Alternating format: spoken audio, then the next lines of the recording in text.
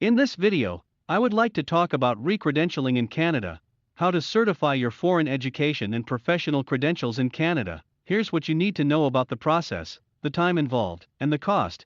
Considering moving to Canada to work or study and wondering if you'll be able to work in your profession or pursue an advanced degree. Many professionals and tradespeople must get re-credentialed to work in other countries, including Canada, as part of the Canadian immigration process. You may need to submit documents certifying your credentials. Here's what you need to know about the process, the time involved, and the cost. Now, let's talk about why do you need your credentials assessed for immigration. Many of Canada's skilled worker immigration programs require you to get foreign credentials assessed to ensure they meet Canadian standards. You also will likely want to know before you immigrate if your credentials are equivalent to Canadian credentials, or if you'll need to upgrade them. In addition, an assessment could help future employers understand how your credentials stack up against those of other candidates. As a result of a credential assessment, you might find out that you need more training or education in Canada before you're qualified to practice your profession or trade here. If so, you'll have to get re-credentialed in Canada. What's involved in that process will depend on your field. Now, let's talk about why do you need your credentials assessed to study in Canada. Each Canadian Designated Learning Institution, DLI, sets their own requirements, which can be general requirements or program-specific requirements.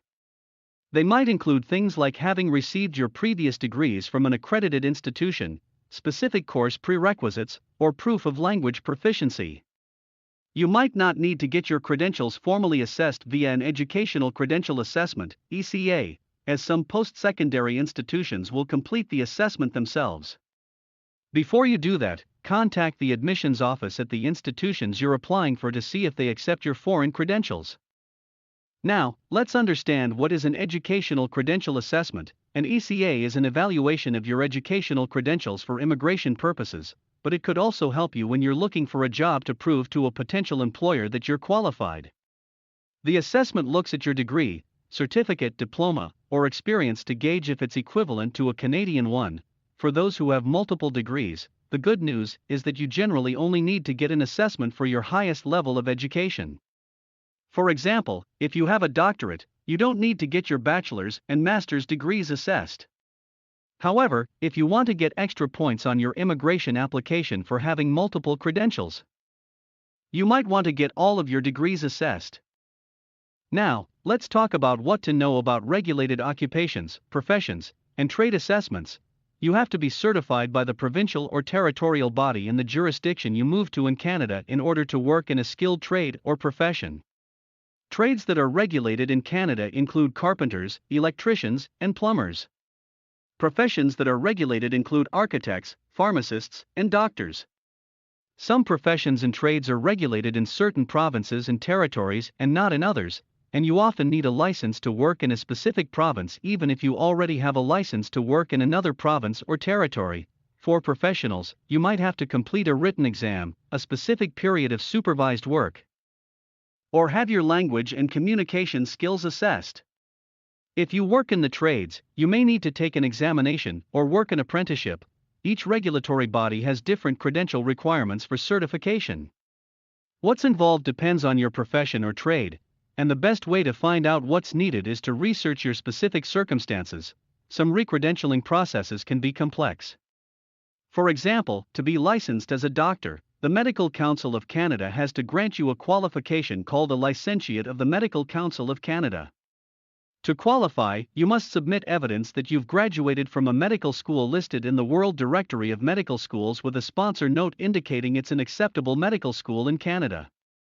You must then receive a passing grade on the Medical Council of Canada qualifying examination and provide proof you completed 12 months of clinical postgraduate medical training. Once you're a licentiate, you will need certification from the College of Family Physicians of Canada or the Royal College of Physicians and Surgeons of Canada, at which point you'll be qualified to apply for provincial or territorial license. Now, let's talk about what if you don't qualify. If your credentials are not deemed comparable to Canadian standards, you may not meet the educational requirement for certain immigration programs and you won't get extra points on your immigration application for your credentials. But there are often options for getting additional education or training or having your ability assessed if you don't qualify immediately to practice your profession or trade in Canada. For example, physicians who've done a residency program or practiced abroad can apply for a practice-ready assessment. In this program, you work for 12 weeks with an experienced physician who evaluates your skills and helps you adapt to Canadian practice. Other professions and trades might offer additional paths to Canadian credentials if your credentials aren't seen as equivalent, including additional training, apprenticeships, or tests. How do you get an ECA? If you need an ECA for immigration, work, or studying, you'll have to get it through the proper channels. Education credentials must be done by an organization approved to do so by the Immigration, Refugees, and Citizenship Canada. They work with 5 general organizations and 2 specialty organizations for specific professions: Comparative Education Service, University of Toronto School of Continuing Studies, International Credential Assessment Service of Canada, World Education Services, International Qualifications Assessment Service, IQAS. International Credential Evaluation Service, Physicians, Medical Council of Canada, Pharmacists, Pharmacy Examining Board of Canada. Make sure to plan ahead when getting your assessment, as it could take a few weeks to several months to hear back. Most organizations and professional bodies will list the estimated wait times. Once you have your assessment, it's good for 5 years, after which you'll have to get your ECA done again.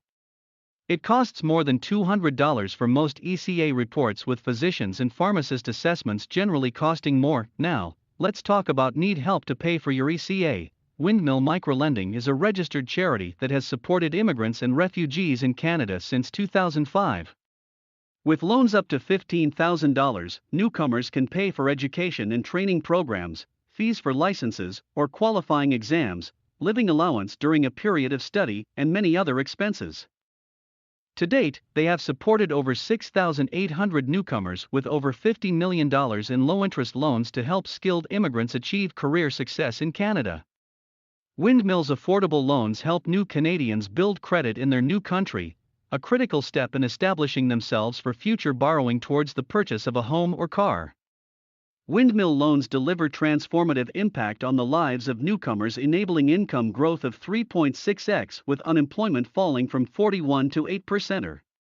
With the recent $2.5 million donation from Scotiabank as a part of the ScotiaRise initiative, Windmill is well prepared to help you along your professional journey in Canada. Now, let's talk about re-credentialing is worth it. While the process of re-credentialing might sound complicated, getting your ECA boosts your chances of being approved for immigration and helps you get licensed once you arrive in Canada, so you can work in your profession or trade. Make sure to do your research into the road to re-credentialing in Canada based on your profession or trade, so that you'll know the exact cost, timeline, and process you need to follow. In the end, I would like to request you please like the video and subscribe to Information Hub official YouTube channel with hit the bell icon, and also share this video with your friends and family. Thank you. See you in next video. Take care.